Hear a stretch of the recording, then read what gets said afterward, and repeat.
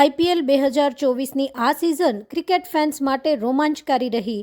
આ વર્ષે ગૌતમ ગંભીરની આગેવાનીમાં કલકત્તા નાઇટ રાઇડર્સની ટીમ એક દાયકા પછી ટ્રોફી જીતી.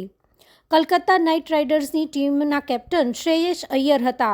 ફાઇનલમાં તેમણે સનરાઇઝ હૈદરાબાદની ટીમને હરાવી હતી. બીજી તરફ સનરાઇઝ હૈદરાબાદ ટીમ આખી ટૂર્નામેન્ટમાં પોતાની એટેકિંગ બેટિંગ માટે ચર્ચામાં રહી. હૈદરાબાદની ટીમ 8 વર્ષ પછી ફાઇનલમાં પહોંચી હતી. જોકે આ વર્ષે મુંબઈ ઇન્ડિયન્સ ટીમનું પરફોર્મન્સ નિરાશાજનક રહ્યું. મુંબઈ ઇન્ડિયન્સ ટીમના કેપ્ટન આ વખતે હાર્દિક પંડ્યા હતા.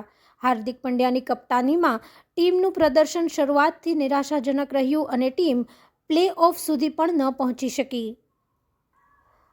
આઈપીએલ 2024માં કેટલાક યુવા ખેલાડીઓ તેમના શ્રેષ્ઠ પ્રદર્શનના કારણે છવાઈ ગયા.